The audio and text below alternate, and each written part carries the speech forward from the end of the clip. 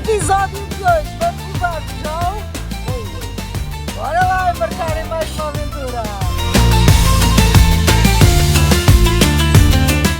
E acabamos de chegar ao Kuwait.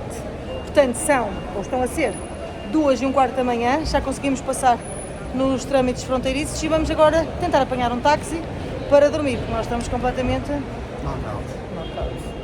Bora lá! Parece fácil, mas não é. Acabamos de chegar a Kuwait City. Coisinho? Vamos, mas é dormir que eu já não posso. Credo. Hotel errado. Segundo táxi da noite, isto está-nos a correr super bem, Coisinho. Primeiro foi o hotel errado. Agora apanhamos o táxi com mais um indianinho. Daqui a um bocado chegamos lá. Quando chegarmos lá são horas de acordar. O dia seguinte começaria bem cedo, pois queríamos explorar a cidade do Kuwait logo pela manhã. Estamos no Kuwait. O Kuwait é um dos petro-estados, digamos assim, um dos estados originais do Golfo Pérsico que apareceu como estado devido à riqueza que tem no seu subsolo, neste caso o petróleo. Inicialmente, portanto, no início do século XX era um protetorado britânico, mas depois acabou por ganhar a sua independência aqui num cantinho do Golfo Pérsico, um território muito pequenino, mas que acabou por conseguir libertar-se das pretensões quer do gigante aqui ao lado, a Arábia Saudita, quer do outro gigante, o Iraque. Portanto, é um Estado que acabou por vingar por si próprio, e hoje continua em permanente mutação, em permanente crescimento, porque as reservas de petróleo são ainda para durar bastante tempo e o crescimento económico continua a ser uma das marcas deste território que atrai imigrantes de todos estes países aqui à volta e, portanto, formando uma sociedade multiétnica e multicultural. Muito giro a vista cá de cima. É mesmo? Muito top. Kuwait City no seu melhor. Olha, e tem aqui umas praias que já estive aqui a espreitar em baixo, que são muito top. Mas como não trouxe o meu burkini, não posso. Muito top. Ora bem, e cá em cima existe um café super fantástico, com uma vista fenomenal, onde se consegue ver toda a cidade. Se calhar nunca ouviste falar do Kuwait, ou se já ouviste, tudo o que sabes foi o que aconteceu durante a Guerra do Golfo, em 1991, pois foi atrás desta história que nós também viemos. Estamos junto ao Museu da Memória, que é um museu que celebra, digamos assim, a memória daqueles que combateram o Iraque quando o Iraque invadiu o Kuwait, que foi um evento que marcou definitivamente a história mais recente do país. 1979 foi o ano da subida ao poder de Saddam Hussein, mas foi também o ano do acontecimento mais importante pós-Segunda Guerra Mundial no Médio Oriente, a Revolução Islâmica no Irão. Depois do regime apoiado pelos Estados Unidos da América, resultante de um golpe de Estado apoiado pela CIA nos anos 50, o Irão tornava-se uma república islâmica do ramo xiita, liderada pelo Ayatollah Khomeini. Israel e Estados Unidos, preocupados com o perigo de uma expansão da influência iraniana, assim como os Estados sunitas do Golfo, receosos do movimento xiita, decidiram que era essencial travar o rumo político e religioso do Irão. Tomado por uma ânsia de tornar o Iraque no principal potência do Médio Oriente e receio pela influência da Revolução Iraniana nos movimentos xiitas e curdos no seu país, Saddam Hussein usou disputas fronteiristas como pretexto para ordenar a invasão do Irão, dando início à Guerra Irão-Iraque em setembro de 1980. Em 1988, após centenas de milhares de mortes em ambos os lados do conflito, a Guerra Irão-Iraque chegava ao fim. Do lado iraquiano, a economia dava sinais de enfraquecimento, com uma dívida enorme aos Estados que o tinham financiado durante esta longa guerra, nomeadamente a Arábia Saudita e o Kuwait.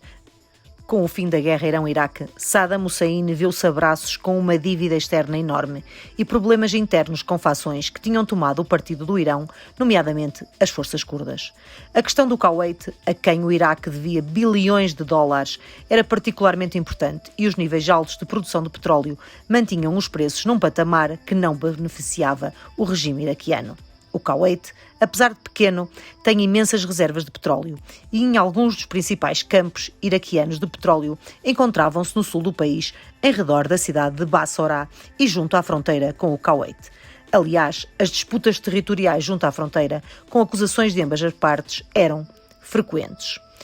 Juntando a reivindicação do território do Kuwait para o Iraque, que já era antiga, Saddam Hussein aproveitou a conjuntura internacional e doméstica para dar um passo radical, ordenando a invasão do Kuwait a 2 de agosto de 1990, anexando-o rapidamente com mais uma província do Iraque. O Kuwait é um país independente desde o início dos anos 60 e desde então já passou por alguns momentos que o marcaram, mas definitivamente a data que marca a história mais recente do Kuwait é 2 de agosto de 1990, porque foi nessa data que o regime de Saddam Hussein, iraquiano, invadiu o Kuwait com a desculpa, digamos assim, que as pessoas do Kuwait ou as empresas do Kuwait estavam a roubar petróleo que pertencia aos iraquianos. O regime iraquiano acabou por invadir o país e foi alvo de sanções imediatas, mas imediatamente se formou uma coligação internacional que depois, mais tarde, já em janeiro de 91, acabaria por invadir o Kuwait e libertar o Kuwait da presença iraquiana. Portanto, 26 de fevereiro de 91 marca a data da libertação do país. Portanto, foi uma ocupação que durou cerca de 7 ou 8 meses, mas foi uma ocupação que marcou muito o país, porque muitas das suas infraestruturas também foram destruídas e muito do seu património também acabou por ser desviado e roubado. Desde então, o país acabou por ganhar uma estabilidade política e económica que lhe permitiu crescer bastante. Tem sido um dos países da região que tem sido um dos focos de maior imigração por parte de países da região. Isso revela que o país tem estabilidade e que é atrativo, digamos assim, para essas pessoas que buscam uma vida melhor. Portanto, esta intervenção e invasão do Iraque acabou por deixar cicatrizes no país, mas por outro lado acabou por fortalecer o país e fazer com que ele ganhasse uma identidade ainda mais forte do que a que tinha antes. A Guerra do Golfo marcou não só o passado do Kuwait, mas também o seu futuro. E ainda hoje, para se perceber o país, é preciso compreender o que aqui aconteceu.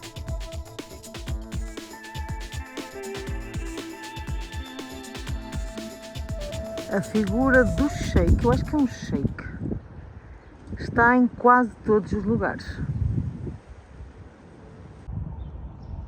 O Kuwait, à semelhança de outros estados aqui do Golfo, são monarquias que derivam de famílias que, a partir de determinado ponto, eram, digamos assim, responsáveis por um determinado território e que depois, com as ligações a outras potências, nomeadamente, por exemplo, aqui no Kuwait, as ligações à Grã-Bretanha foram sempre mais fortes, porque a família que dominava, a partir do século XVIII, a família que dominava este território tinha pretensões territoriais, por exemplo, do Império Otomano, também de outras famílias, como por exemplo do lado da Arábia Saudita, e portanto eles usaram a ajuda dos britânicos para se manter mais ou menos independentes relativamente a estas potências que os rodeavam.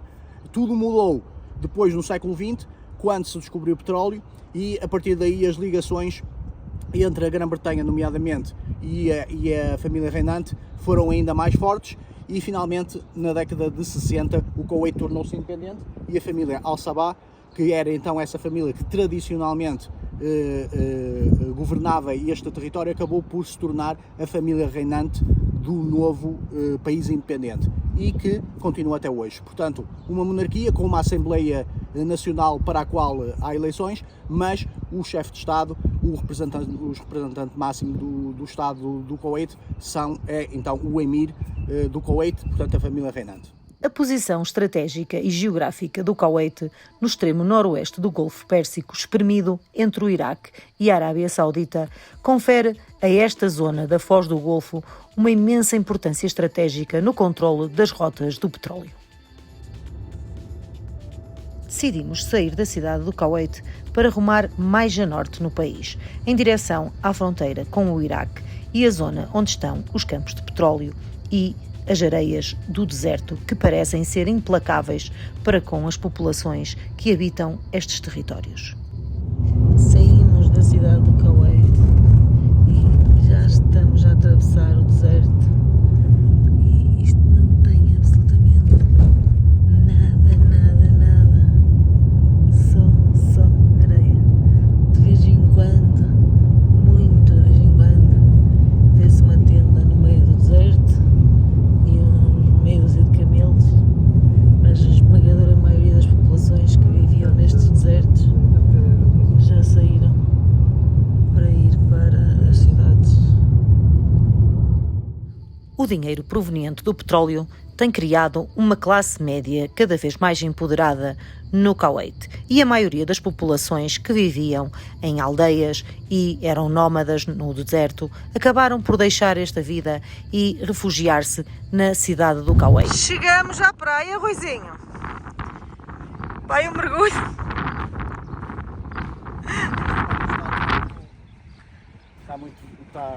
Mas a praia tem sedimentos muito escuros.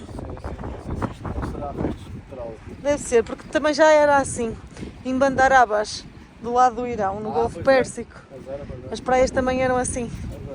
Completamente assim, parece cebosas e meias escuras. E deve ser disso. Que não deixa de ser interessante. Continuamos. É tipo uma aldeia. As aldeias dos berbeiros, não parece?